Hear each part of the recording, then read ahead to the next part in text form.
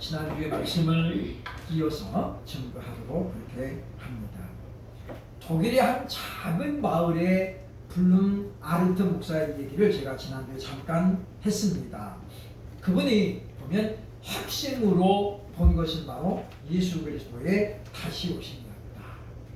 그래서 그것을 얼마나 중요하게 여겼는지 그가 말하기를 재림을 예수님이 다시 오심을 말하지 않는 교회는 간판을 내려야 한다. 독일 교회는 우리하고 다르죠, 그죠? 십자가가 없죠. 대신 닭이 있습니다. 닭이 십자가 자리에 닭이 있죠. 왜냐하면 독일 교회는 베드로의 회심을 성경에 굉장히 중요한 사건으로 봅니다. 베드로가 예수님을 3번 부인할 때 바로 그가 닭이 울었더라. 그래서 그 닭이 울음소리를 듣고 베드로가 예수님을 바라봤어요. 그죠? 그때 예수님이 베드로를 쳐다보고 계셨다. 그래서 주께서 하신 말씀, 네가 오늘 밤 닭 울기 전에 나를 부인하리라 하심이 생각나서 그가 대성통곡했다. 그러니까 우리에게 바로 이와 같이 죄에 대한 회심이 반드시 필요하다라는 거예요. 그래서 독일 교회는 십자가보다는 닭이 거의 지금 예배당을 상징하고 있다라고 볼 수 있습니다. 어쨌든 그 블룸 아르트 목사님이 강조했던 예수 그리스도의 재림은 왜 그만큼 중요하냐는 거죠. 그래서 우리가 오늘 본문에 보면 재림의 결과를 우리가 좀 상세하게 보기를 원하는데, 지난주에 우리가 그의 성도들에 대해서 영광을 받으십니다. 10절에 말씀하죠. 그죠? 그날에 그가 강림하사 그의 성도들에게서 영광을 받으십니다. 그러니까 재림이 예수님이 다시 오시면 가장 첫 번째 드러나는 양상은 바로 모든 성도들이 그리스도께 영광을 올리게 된다라고 하는 것입니다. 그래서 이는 지난주에 말씀드리길 빌립보서 2장 9절로 10절의 말씀이 성취된 것이다 라고 말합니다. 그러니까 이제 1부에서 보면 그리스도의 초림은 고난을 받기 위해서 오신 거고 예수님의 재림은 영광을 얻기 위해서 오신다라고 하는 거예요. 그래서 로마서 8장에서 바울이 너희가 자녀이면 바로 영광을 얻기 위하여 고난도 받아야 하리니. 그러니까 그것은 초림의 예수님을 닮아가는 거예요. 그러니까 지금 우리가 예수님을 닮아간다는 건 뭐냐면 주님의 고난에 동참하는 걸 말하는 거예요. 그러니까 지금 우리가 그리스도의 부활만 바라보고 그리고 영광만 우리가 바라본다면 우리는 십자가의 죽음을 잊어버리는 거예요. 그래서 우리가 고난이 먼저 있고 그 다음에 부활이 영광이 있는 겁니다. 예수님의 초림이 있어야 다시 오심이 있는 것이기 때문이다라는 거죠. 그렇죠? 그러면서 두 번째 재림의 결과가 뭐냐? 인정을 받는다. 인정을 받는다. 11절에도 우리가 봅니다만은 11절 보시면 우리에게 말씀하죠. 그죠? 예수님이 이 땅에 오셔서 보면 우리 하나님이 너희를 그 부르심에 합당한 자로 여기시고 이 부분이죠. 그죠? 그러니까 우리가 주님이 오시는 날 우리는 그때 하나님의 부르심에 합당한 자로 여기심을 받는다는 거예요. 왜냐하면 주의 오심을 영접할 수 있는 건 뭐냐면 깨어있는 자만이 가능해요. 깨어있는 자만이. 깨어있는 자는 누구냐면 주의 오심을 믿고 구하는 자죠. 구하는 자. 오늘 결론에서 다시 말씀을 제가 드리겠습니다만은 왜 교회가 예수님의 다시 오심을 구해야 되고 사모해야 되느냐. 그것은 오늘 본문이 말하고 있는 것처럼 그때에 우리의 믿음이 온전한 것으로 인정을 받기 때문이다라고 하는 것입니다. 그러니까 지금은 우리가 어떤 사람이 하나님 보시기에 합당한 자인지 아닌지 어떤 사람이 지금 올바른 믿음을 갖고 있는지 아닌지 잘 몰라요. 우리가 이제 드러난 열매를 보고 어느 정도 짐작은 알 수 있죠. 아, 저분은 참 하나님 나라 백성이다 라고 우리가 인정할 수 있지만은 그것도 다는 아니라는 거예요. 왜냐하면 우리가 눈으로 봤다고 해서 그것이 꼭 진실이라고 말하기는 어렵다라는 거죠. 그러니까 우리가 눈으로 본 것도 단편적인 거잖아요. 처음부터 다 보면 알 수 있지만은 결과만 본다 또는 중간만 본다. 요즘 유튜브에 보면 악마적인 편집이라는 말이 나오죠, 그죠? 그러니까 앞에 있고 다 잘라놓고 그 부분만 딱 부각시켜가지고 하면 사람들이 뭐요? 그것만 기억하는 거잖아요. 그래서 지탄하게 되고 비판하게 되어지고 그렇게 되는데 우리는 그래서 전후를 다 살펴야 돼요. 그러니까 내가 눈으로 봤어도 그것이 꼭 진실이라고 말하기는 어렵기 때문입니다. 그래서 우리는 바로 주님께서 오시는 날, 내 믿음이 온전한 것인지 아닌지 그때서 이제 주님이 올바로 인정을 하시게 될 것이다 라고 하는 것입니다. 그래서 주님께서 하나님의 부르심에 합당하게 믿음 생활을 하는 사람에게는 뭘 약속하고 있습니까? 상을 약속하고 있는 거예요. 그래서 계시록 22장 12절 제가 이 말씀을 굉장히 많이 강조했는데 왜냐하면 요한계시록을 전하는 교회이고 또 우리가 예수님이 다시 오심을 지금 사모하는 자라면 무엇 때문이냐? 이 말씀 때문에 보겠습니다. 시작. 보라 내가 속히 오리니 내가 줄 상이 내게 있어 각 사람에게 그가 일한 대로 갚아주리라. 예수님 그런 예를 들었거든요. 그렇죠? 보면 수고하고 일한 자가 품삯을 받는 것은 당연하다. 그러니까 일을 시키는 자는 품삯을 줘야 될 의무가 있는 거예요. 그죠? 그거를 만약에 떼먹으면 어떻게 떼먹으면 하나님 앞에 벌을 받아 책망을 받아요. 왜냐? 그 사람이 하나님 앞에 호소하잖아요. 그러면 하나님께서 그걸 들으시고 어떻게 해요? 하나님이 그를 책망하실 것이다. 그러니까 우리가 보면 우리가 이와 같이 지금 열심으로 순종하고 봉사하는 것은 하나님의 상을 기대하기 때문에 물론 우리가 목적이 상이 목적이 되면 안 되지만 그러나 그것은 뭐예요? 부수적인 것이다. 부수적인 것. 그러니까 선수가 금메달을 따는 목적이 꼭 돈에 있는 건 아니죠. 그렇죠? 연금 받아야 되니까 이것만 있는 건 아니에요. 사실 연금은 그렇게 많지 않습니다. 월 100만 원 정도 나온다 그러잖아요. 그렇죠? 그러나 그 연금보다도 많은 게 뭐예요? 명예 그리고 따라오는 부. 그러니까 금메달도 사람에 따라서 같이 가격이 다 틀려요. 그렇죠? 근데 보니까 요번에 뭐 탁구 동메달 땄잖아요. 그죠? 여자들이. 걔 보니까 근데 보면 어떻게 포상금이 13억인가 그러잖아요. 그죠? 금메달보다 훨씬 많습니다.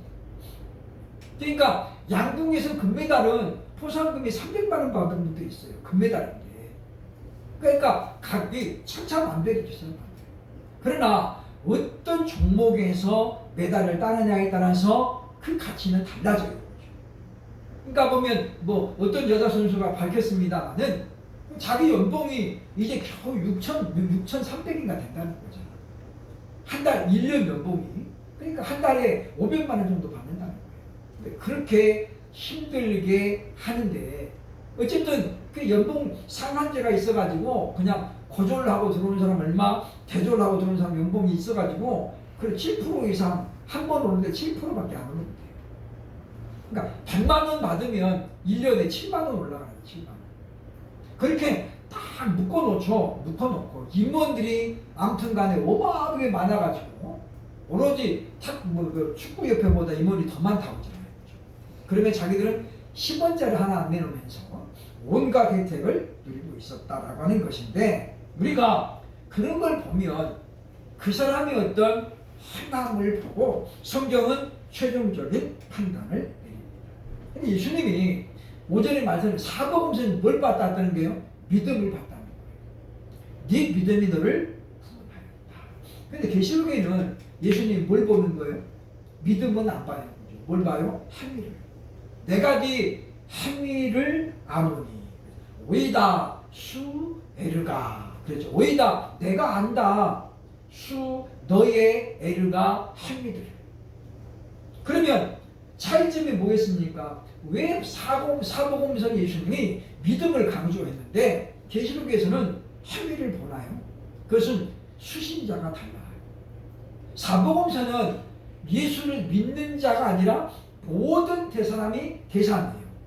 그죠? 이제 특별히 마태복음은 유대인들을 대상으로 쓰여진 성경이에요. 그죠? 그러나 누가복음이라든가 요한복음은 이방인들, 모든 사람들을 대상으로 쓰여진 성경이기 때문에 예수님이 뭘 강조해요? 믿음을 강조해요. 왜냐? 믿음이 없이는 구원을 못 받으니까. 그런데 계시록은 수신자가 누구예요? 7교회예요. 다시 말하면 이미 예수를 믿고 있는 사람들에게 주신 성경이 계시록이에요. 그래서 뭘 전제하고 있는 거라고요? 믿음을 전제하도록 해요. 적어도 저들이 신앙생활을 하고 있고 지금 교회를 다닌다는 것은 믿음의 사람들이기 때문이다라고 전제하고 믿음의 결과를 못 본다면 행위를 본다는 거예요. 그래서 우리가 좋은 나무는 좋은 열매를 맺습니다. 이것이 바로 창조의 원칙이다라고 합니다. 그래서 22장 12절 다시 원문으로 좀 보면 소개하면 이도 보라 볼지어다 에르포마이 내가 옵니다. 동사 직설법 현재 능동태 1인칭 단수예요. 그죠? 동사 현재 능동태예요. 미래가 아니에요. 내가 올 것이다가 아니고 현재형이에요. 내가 옵니다. 어떻게 봐요? 타피 속히 옵니다. 그래서 제가 이것을 늘 말씀드릴 때 왜 현재형이냐? 그럼 뭐 지금 오고 계신다고 하는 거예요. 아직 도착을 안 했을 뿐이다. 그 말이죠. 그러니까 언제 오실지 예수님이 언제 우리는 몰라요. 오늘 저녁에 오실 수도 있고 내일 아침에 오실 수도 있어요. 중요한 것은 현재형이라는 거죠. 그런데 하이 그리고 호 미스도스 그 산이 무베트 나와 함께 있다는 거죠. 그러니까 예수님 오실 때 뭘 갖고 온다는 거예요? 상을 가지고 상을. 그런데 에무 여기 지금 무라는 단어하고 에무라는 단어가 똑같이 지금 나의 소유격 대명사예요. 그렇죠? 근데 여기는 뭐가 됐어요? 앞에 엡실론이 붙었죠. 에무가 됐어요. 이게 뭐예요? 강조형이라는 거죠. 강조형. 그러니까 나에게 속하여 있다라는 걸 지금 강조하고 있는 거예요. 그러니까 보면 이 상은 바로 지금 내가 갖고 있다라는 거죠. 그리고 뭐예요?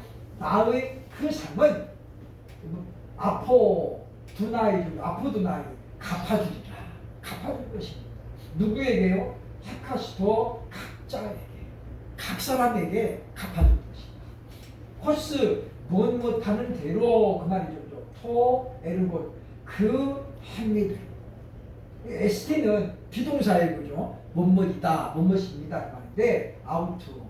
그러니까 보면 그거죠. 보면 보라 내가 속히 옵니다. 그리고 나의 상이 나와 함께 있어서 각자에게 그 행위대로 갚아줄 것입니다. 그래서 우리는 이와 같이 예수님이 오실 때에 상을 약속하고 있기 때문에 우리가 이 말씀의 근거에서 우리가 열심을 드려야 됩니다. 왜냐하면 어두운 밤 속히 오리니 이제 일할 수 없을 때가 곧 다가온다 그 말이죠. 그래서 우리는 지금 우리가 할 수 있을 때에 최선을 다해서 일해야 된다라는 거죠. 우리가 세상에서 말할 때 뭐 나이는 숫자에 불과하다라고 말하지만은 실상은 그렇지 않습니다. 그러니까 우리 그 사모님 이야기하잖아요, 그죠? 저도 예전에는 기억력이 굉장히 좋아가지고 빈틈이 없었는데 요즘은 안경도 놓고 오고 차 열쇠도 놓고 오고 그래서 다시 올라가요. 그러니까 이게 뭐냐면 세월이 흘러가니까 그만큼 모세세포 같은 게 많이 죽는다는 거예요. 근데 제가 일부러 자꾸 이렇게 은행 계좌번호도 자꾸 이렇게 보면 외우고요. 지금 제가 강의를 안 나가지만은 제가 가끔씩 헬라어 알파벳을 쭉 외웁니다. 이렇게 안 하면 잊어버리니까. 그래서 누가 언제 물어봐도 얘기해줘야 돼요. 그래서 기초적으로 몇 시간짜리는 강의를 할 수 있게끔 제가 항상 이렇게 중간에 정리를 하거든요. 그죠? 그러니까 왜 그러냐면 잊어버립니다. 여러분 구구단을 일주일에 한 번씩이라도 외우시나요? 안 외우시죠? 그래도 다 기억하시잖아요. 비결이 뭐예요? 어렸을 때 하도 많이 외워가지고 뭐 노래 불렀잖아요, 그죠? 아예 그냥 노래를 불렀잖아요. 그래서 우리가 그 구구단 암의 노래는 본능적으로 튀어나와요. 왜? 너무 많이 했기 때문에. 이게 반복이에요, 반복. 그러니까 마찬가지라는 거죠. 우리가 하나님 말씀 우리가 자꾸 반복해서 읽고 듣고 그러면 이게 우리에게 기억이 됩니다. 그렇기 때문에 우리가 보면 일할 수 있을 때 우리가 부지런히 일해야 된다라고 하는 것입니다. 그래서 우리가 하나님의 우리의 소망은 하나님의 약속의 말씀이 있다는 거죠.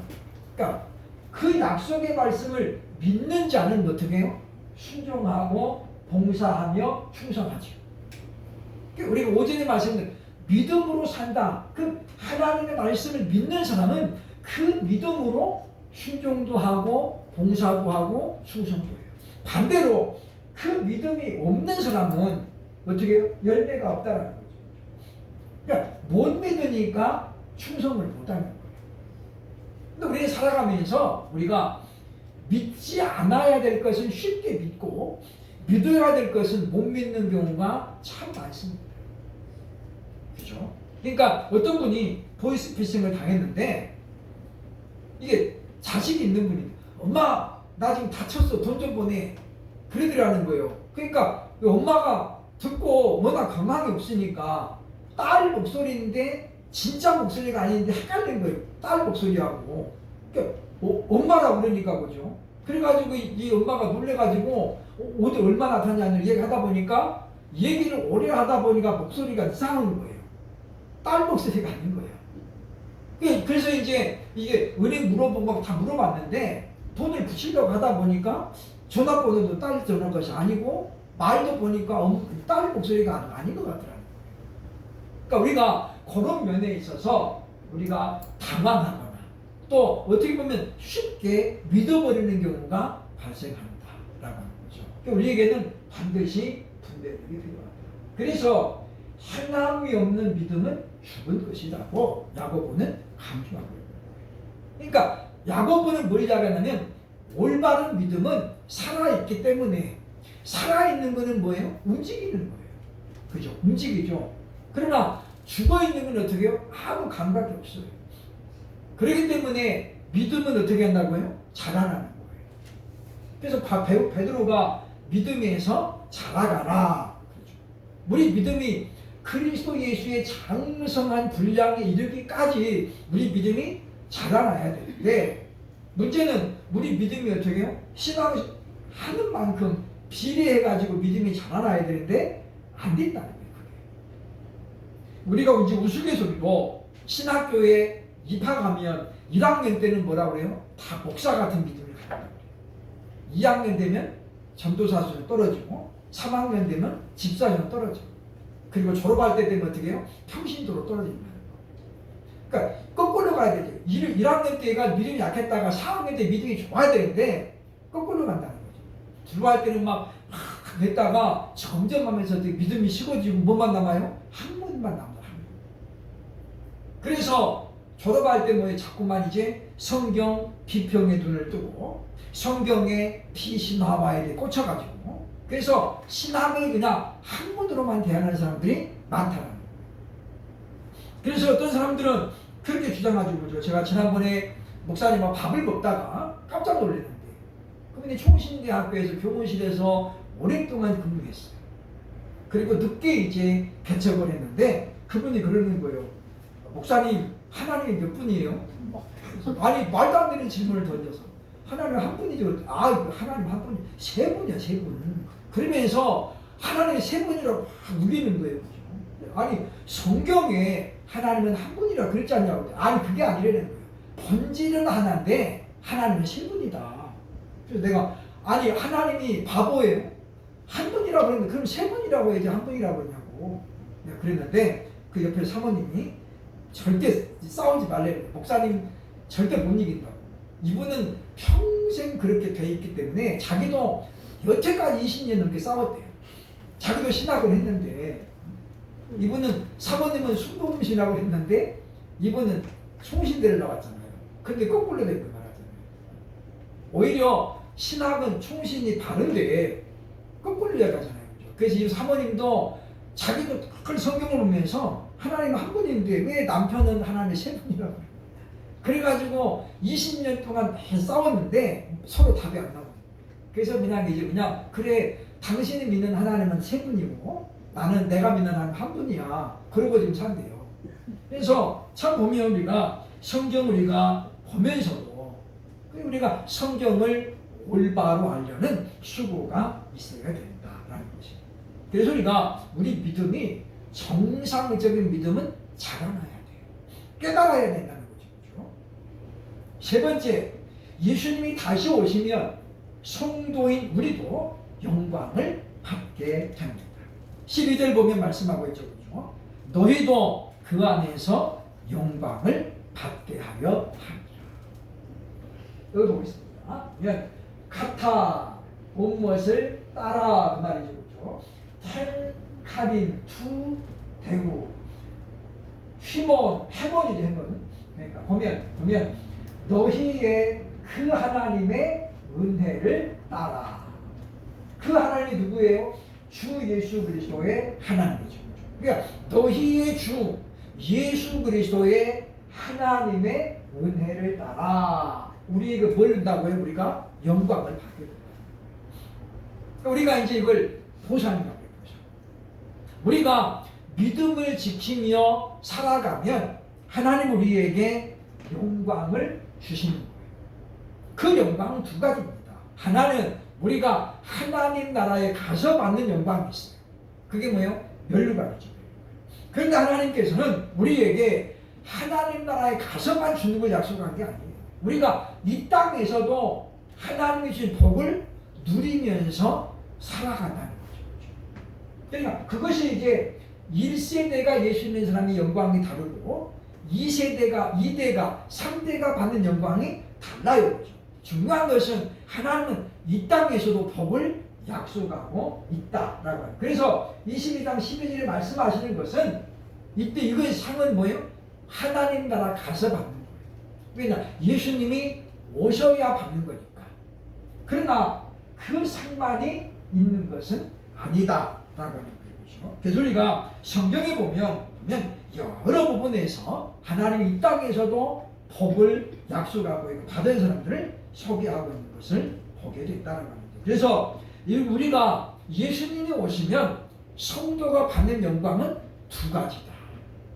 하나는 그리스도 예수의 영광에 동참하는 거. 동참하는 거. 그게 뭐냐면 바로 주께서 오시는 날 그의 영광에 동참하게 됩니다.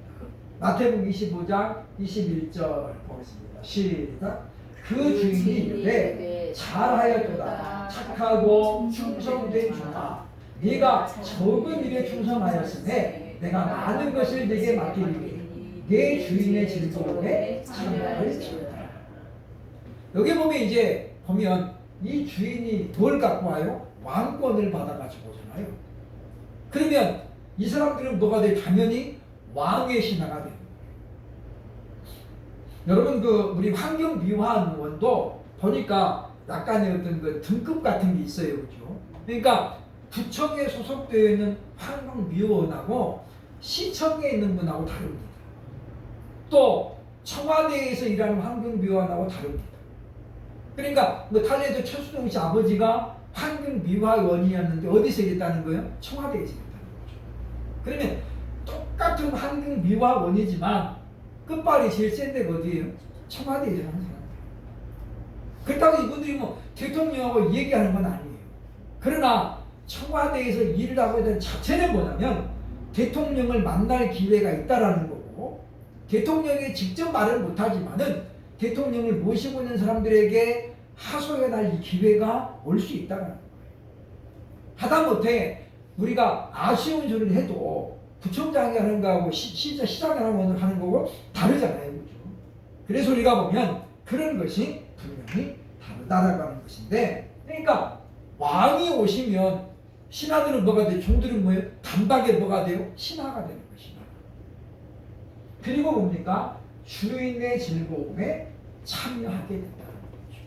예수님이 천사와 구름을 타고 이 땅에 오실 때에 그때 주님을 맞이하는 깨어있는 자들은 그 영광에 동참을 하게 됩니다. 누가복음 19장 17절에 똑같이 말씀하는 거예요. 주인이 이르되 잘하였다 착한 종이여 네가 지극히 작은 것에 충성하였으니 열 골 권세를 차지하라. 열 문화 비유적이죠. 그러니까 여기 보면 열 골 권세를 차지하라. 하나님이 이와 같이 문주나 영광을 주시겠다라고 말씀하고 있습니다. 그래서 보면 우리에게 약속하신 복은 미래적이면서 뭐예요? 현세적. 그죠? 지금 우리가 보면 이미 아직이라고 하죠. 그러니까 already not but yet 그 말이죠. 그죠? 이미 그러나 아직. 그러니까 이 땅에 우리가 보면 예수님의 사도들을 보자고요. 그들이 이 땅에 살면서 많은 고난도 당했지만 또 반대로 하나님 어떻게 그들을 많이 높여주셨잖아요. 그죠? 그러니까 보면 바울과 바나바가 이고니온에 가가지고 어떻게 루스드라에서 보면 한 사람을 치부해줬죠. 그죠? 그때 사람들이 어떻게 해요? 와가지고 신이 오셨다. 그래가지고 막 예배를 드리라는 거예요. 그러니까 이런 것뿐만 아니라 가는 곳마다 이들이 뭐예요? 환영을 받잖아요. 그리고 뭐냐면 하나님이 이 땅에서 믿음으로 사는 자에게 주시는 복이다라고 볼 수 있다는 거죠. 뿐만 아니라 우리도 보면 믿음으로 살아가는 사람들, 기업인이라든가 모든 사람들 마찬가지인데 하나님께서 그들을 높여주시는 것을 우리가 보게 된다라고 하는 것입니다. 대표적으로 우리가 성경의 인물들을 본다면 우리가 보면 다니엘도 그 중에 하나죠. 뜻을 정하고 내가 다른 우상을 섬기지 아니하라고 결정했더니 하나님이 그를 높여주셨어요. 그래서 포로로 끌려온 자가 총리가 되잖아요. 이건 있을 수가 없는 이야기예요. 그래서 마치 노비가 대통령 되는 거예요. 왕 되는 거예요. 그게 가능하냐는 말이죠. 안 된다는 거죠. 요셉이 보세요. 그죠? 노예로 팔려왔는데 감옥에 있다가 되면 갑자기 뭐가 돼요? 총리가 되잖아요. 그래서 사람의 힘으로는 요셉의 힘으로는 절대로 가능한 것이 아니었다. 그래서 뭐예요? 하나님이 여호와 하나님이 함께 하십니다. 그게 바로 뭐예요? 형통이라고 성경은 말씀하고 있습니다. 그래서 우리가 믿음대로 살아가는 사람들은 이와 같이 하나님 우리에게 복을 주십니다. 보상을 주십니다. 그래서 우리가 그것 때문에 우리가 이 땅에 살면서도 믿음대로 살려고 애를 써야겠다는 거죠. 그래서 우리가 정상적으로 살아야 되고 정도를 걸어야 돼요. 시간이 좀 오래 걸릴 수 있어요. 그죠? 그러나 우리가 다른 사람들에게 인정을 받는다는 것은 그만큼 우리가 시간도 많이 걸립니다. 그러므로 하나님을 진정으로 사랑하는 사람이라면 주의 오심을 간절히 사모해야 됩니다. 디모데후서 4장 7절로 8절에서 바울은 이렇게 지금 강조하고 있습니다. 봅니다. 시작. 나는 선한 싸움을 싸우고 나의 달려갈 길을 마치고 믿음을 지켰으니 이제후로는 나를 위하여 의의 멸관이 예배되었으므로 곧 의로우신 재판장이 그날에 내게 주실 것이며 내게만 아니라 주의 나타나심을 사모하는 모든 자에게로니라. 이 말씀이 굉장히 중요한 말씀인데 보세요. 보죠. 동의어가 나와요. 보시면 선한 싸움을 싸우는 사람하고 주의 나타남을 사모하는 자는 어떻게 해요? 동격이에요. 그러니까 우리가 선한 싸움을 싸우는 자는 뭐예요? 주의 나타나심을 사모한다는 거예요. 두 번째, 달려갈 길을 마쳤다. 이 말이 무슨 말이에요? 사명을 다 감당했다는 거예요. 사명을 다 감당하는 사람은 주의 나타나심을 사모하는 자예요. 그러니까 사명을 다 감당했는데 불구하고 주의 오심을 사모하지 않는 사람은 어떤 사람이에요? 그 사람은 뭐예요? 지금 온전히 하나님의 상주심을 믿지 않는 사람. 그 다음에 세 번째 뭐라고 합니까? 보면 그가 멸류관을 바라 내 믿음을 지켰으니, 그러니까 믿음을 지킨 것하고 주의 나타나심을 사모하는 건 뭐예요? 같은 의미다 라고 오늘 바울이 지금 우리에게 말하고 있다라는 것입니다. 그러니까 뒤집어 설명하면 주의 나타나심을 사모하는 사람은 어떤 사람이에요? 그 사람은 여기도 믿음의 선한 싸움을 싸우는 사람. 싸워서 어떻다는 거예요? 이겼다는 거죠. 그리고 우리가 믿음의 선한 싸움을 싸워가지고 이기는 자는 주의 오심을 사모하는 사람이다라고. 그 다음에 뭐예요? 달려갈 길을 다 한 사람. 그 사람은 주의 나타나심을 사모하는 사람이고, 마지막에 뭐예요? 믿음을 지키는 자는 주의 오심을 사모하는 자라고 볼 수 있다라고 하는 것입니다. 그래서 우리가 이 말씀 우리가 잘 묵상해 보면 바울은 우리에게 지금 뭘 이야기하고 있습니까? 보면 우리가 어떤 것을 목표로 두고 지금 살아가야 되는 우리에게 가르치고 있다라는 거죠. 그래서 보면 정리하자면 그 말이 지금 말씀했지만 그렇죠. 주의 오심을 사모하는 사람은 선한 싸움을 싸워 승리한 사람이죠. 또 주의 오심을 사모하는 사람은 뭐예요? 사명을 다한 사람. 그러니까 이 땅에 우리가 애착을 갖고 오죠. 하나님 저 1년만 더 살겠어요. 이렇게 막 그런 사람이 아니잖아요. 하나님이 이제 제가 주신 사명을 다 마쳤습니다. 하나님 저도 이제 영원한 안식에 들어가게 하옵소서. 그러니까 우리가 일부러 막 하나님 저 빨리 데려가 이렇게 할 필요는 없지만, 그렇죠? 그럼 우리가 하나님이 정하신 그날에 하나님이 성령을 내게 이 사명을 주셔서 다 마치면 그때 하나님 불러가옵소서. 근데 바울이 그걸 이야기하는 거죠. 그렇기 때문에 디모데후서 4장 10절에서 바울은 이렇게 우리에게 말합니다. 시작. 대만은 이 세상을 사랑하여 나를 버리고 대산으로 갔고. 그러니까 여기 보면 주의 나타나심을 사모하지 않는 자는 누구냐면 세상을 사랑하는 사람, 또는 세상적인 것을 사모하는 사람. 그럼 그 사람은 어떻게 결론이 뭐예요? 결국은 세상으로 가게 되어 있어요. 그러니까 대만은 바로 앞전에는 뭐예요? 바울의 동역자였어요. 같이 고난도 당하고 열심히 했죠, 그죠? 그런데 어느 순간에 대마가 바울을 버렸어요. 뭐 때문에요? 세상을 사랑하여. 오전에 말씀드린 것처럼 예수님을 따라가는 목적이 잘못되면 그 사람은 어떻게 해요? 반드시 마지막 순간에 자기 정체를 드러내게 되어 있어요. 그러니까 자기 목적한 바가 이루어지지 않을 때는 그 사람은 어떻게 해요? 과감하게 떠납니다. 그러니까 우리가 예수를 믿는 목적이 이 땅에서 잘 되는 것이 목적이라면 그런 사람은 어떻게 해요? 빨리 실망하게 되어 있어요. 그러니까 우리가 예수 믿는 것이 이 땅에서 잘 먹고 잘 살려는 목적이 아니라는 거예요. 우리가 예수 믿는 첫 번째 목적은 우리가 예수를 믿음으로 구원을 받는 거잖아요. 구원을 받으면 그 다음에는 하나님이 우리를 책임져 주셔요. 왜? 우리의 아버지가 되셨기 때문에. 그러면 우리가 구하는 것들이 하나님의 뜻에 합당할 때 하나님이 이루어 주시는 거예요. 솔로몬이 1000번제를 드린 후에 꿈에 하나님을 내가 네게 무엇을 해주리라. 근데 꿈에 솔로몬이 뭐라고 하는 거예요? 지혜를 주옵소서. 이 많은 백성들 내가 재판할 때에 옳고 그름을 판단할 수 있는 지혜를 주옵소서. 근데 성경에 그 다음에 뭐라고 하세요? 솔로몬의 그 간구가 하나님의 마음에 합한지라. 그래서 하나님 뭐라고 그래요? 네가 네 장수를 구한 것도 아니고 부귀를 구한 것도 아니고 원수 갚아주기를 구하는 것도 아니고, 그러면서 우리 하나님이 말씀하시잖아요.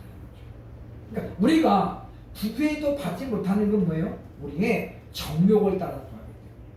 하나님의 뜻이 아닌데 하나님의 뜻을 구하지 아니하고 오로지 뭐예요? 세상을 구할 때 하나님이 그때는 응답하지 않으신다라고 하는 것입니다. 그래서 우리는 항상 우리가 이와 같이 선한 싸움을 싸우면서 멸류관도 바라보지만 주의 나타나심을 사모해야 된다라고 하는 것입니다. 그래서 우리가 보면 이 세 가지는 항상 기록해야 되죠. 그러니까 우리가 세상을 사랑하지 않는 자는 뭐예요? 그리스도의 재림을 사모해야 돼요. 반대로 그리스도의 예수 재림을 사모하지 않는 사람은 세상을 여전히 사랑하는 사람. 그래서 우리가 이 땅을 살아가면서 결국은 열매를 바라보면 드러나는 열매. 자기를 위해서 많이 쌓아놓는 사람은 뭐예요? 주의 오심을 기다리지 않는 사람. 그러니까 그러잖아요, 그죠?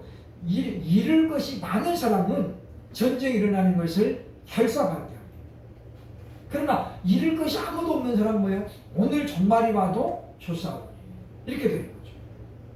우리는 예수님이 그 말씀하시죠, 그죠? 보물이 있는 곳에 네 마음도 있다. 그래서 뭐라고 그래요? 하늘에 쌓아두라는 거예요. 땅에 쌓지 말고 은행에다 맡겨두지 말고. 오늘 뉴스 아침에 보니까 금값이 사상 최고를 기록했다. 금들 사세요, 그죠? 계속 오를 것 같아요. 그러니까 재테크 지금 우리 돈이 없어서 비트코인을 못 사도 비트코인은 워낙에 비싸대요, 그죠? 미국 트럼프 대통령이 가니까 한 90, 우리나라는 96억 원어치를 그걸 샀대요, 그죠? 예전에 대통령 할 때는 그건 일종의 사기다 막 그랬던 사람인데 몇 년 만에 바뀌었어요, 그죠? 그래서 지금 그 사람이 엄청나게 많이 샀는데 그래서 이제 앞으로 비트코인이 미국이 주장하는 시장을 주도할 것이다. 왜? 잘 96원을 샀으니까 늘어야 되잖아요, 그죠? 어쨌든 참 그 사람은 돈 버는 귀재인 것은 분명해요, 그죠? 우리는 이렇게 보면서 우리도 세상에 돈이 흘러가는 흐름을 우리가 봐야 돼요. 그리고 신수사님도 사업할 때 그런 눈이 좀 열려져요. 그래야 돈을 벌잖아요, 그죠? 그러니까 옛날에 장영자 씨가 그랬잖아요. 자기는 감옥에 있는데 돈이 될 만한 아이템이 자꾸 떠오르는 거예요. 그러니까 감옥에 있으면서 그분이 은행에 돈 세는 기계를 발명을 한 거잖아요, 그죠? 앞으로 이게 막 돈이 1,000원짜리 섞어지니까 그래서 이분이 그거를 감옥에서 발명한 거예요, 그죠? 떼돈 버는 거잖아요. 그리고 자동차 이렇게 운송하는 거 이제 자동차 싣고 다니는 차들 그게 옛날에는 얼마나 불편해요, 막 떨어지기도 그랬잖아요. 이분이 그거를 곰곰이 생각하니까 그거를 발명한 거잖아요. 그래서 이분이 그냥 특허낸 거예요, 그죠? 그래서 이런 분들은 자기가 그러잖아요. 자기는 돈 버는 게 제일 쉬웠대요. 왜냐하면 이게 돈이 흘러가는 줄기가 보인대. 그러면 우리가 그러잖아요, 그죠? 거기 가다 기다리고 있으면 내 돈 되는 거예요. 근데 저는 죽었다 깨나도 그게 안 되니까 안 되는 거죠. 사업하는 분들은 그런 지혜를 달라고 기도해야 돼요. 하나님 저도 이제 좀 이렇게 좀 큰 돈 좀 벌게 해주시고. 목적이 뭐예요? 그래갖고 하나님 저 100평짜리 살고 싶어요. 그러면 안 되고 하나님께 영광 돌리고 하나님의 뜻을 이루고 싶다. 그런 게 우리가 있어야 되죠. 그래서 하나님께서 물론 첫순에 배부르지는 않지만 어쨌든 우리가 하나님이 주신 복을 땅에서도 누려야 되겠다라고 하는 것입니다. 그래서 우리가 주의 오심을 사모하는 것은 아까 이야기했지만 바울이 고백하는 거죠. 믿음을 지킨 자라면 당연히 그렇게 해야 된다. 주를 사랑하는 자라면 어떻게 주의 오심을 다시 오심을 사모해야 된다는 거예요. 왜? 주를 사랑한다는 것은 하나님의 나라를 사모하는 거죠. 그러니까 우리가 이원론적인 신앙을 갖고 있는 거예요. 거꾸로는 천국은 가고 싶은데 천국은 분명히 이 땅보다도 아름다운 곳인데 그런데 어떻게 해요? 빨리 가는 건 싫어. 난 좀 더 오래다가 최대한 버티다가 그때 가고 싶은 거예요. 이게 이원론적인 신앙이에요. 그렇잖아요, 그죠? 우리 목사님 한 분이 미국에서 오래 살고 미국에서 목회를 하다가 오셨는데 이분이 처음에 한국에 와가지고는 미국을 막 너무 가고 싶어. 그래서 선교를 핑계대고 갔다 오신 거예요. 자기는 미국에서 그렇게 오래 살진 않았는데 미국이 너무 좋다는 거예요. 한국보다 미국이 좋다. 그래가지고 이분이 주기적으로 미국을 가더라고요. 그러더만은 담임 목사님도 사모님 목사님에게 물려주고 자기는 이제 해외를 자꾸 다니는 거예요. 그러니까 이제 선교를 하러 다니다고 하지만은 뭐예요? 솔직히 말하면 여행을 다니는 거예요. 물론 선교도 하지만. 그러니까 우리가 그런 걸 보면 그래서 그분은 미국에 다시 가고 싶다라는 소망을 갖고 있어요. 왜? 더 좋은 곳이라고. 또 우리가 하나님 나라가 이 땅보다 정말 좋은 곳이라면 우리가 어떻게 해야 되고 그 나라를 사모해야 돼요. 우리가 외치는 것처럼 하나님의 나라를 일단 우리가 경험을 해야 된다는 거죠. 그래야 우리가 하나님 나라 가기를 사모하게 될 것이다 라고 하는 것입니다. 그러니까 믿음의 사람들은 전부 다 뭐예요? 하나님의 나라에 소망을 두고 살았다라는 거죠. 그러면서 이 땅에서 최선을 다해 산 이유가 뭐냐? 하나님 나라에 가서 받을 상급을 기대했기 때문에. 우리들도 하나님에게 맡겨주신 것들 우리가 선한 싸움을 싸우고 또 달려갈 길을 다 마치고 그 다음에 뭐요? 믿음을 끝까지 지키는 그와 같은 사역을 통해서 우리가 이제 주의 오심을 사모하면서 주님이 오실 때 뭐요? 나를 위한 상을 갖고 싶다는 거죠. 의의 멸류관을 갖고 싶다는 거죠. 그 멸류관이 내 것이 되고 주님 오시는 날 많은 진미들 앞에서 그 멸류관을 쓰게 된다면 얼마나 큰 영광이겠습니까? 대통령이 임명장 하는 거 주는 거는 그거는 뭐 잽도 안 돼요. 견딜 수가 없는 거예요. 우리가 그날을 바라보면서 참으로 우리가 이 바울이 말했던 세 가지를 우리가 꼭 기억하면서 한 주간도 살아가면서 정말 하나님의 내가 감당해야 될 일이 무엇인지 늘 생각하고 이와 같이 주의 오심을 간절히 사모하면서 그러면서 우리가 뭐예요? 이 선한 싸움을 싸우고 그리고 사명을 감당하고 믿음을 끝까지 지켜나가는 저와 여러분 될 수 있기를 주의 이름으로 축원합니다. 아멘.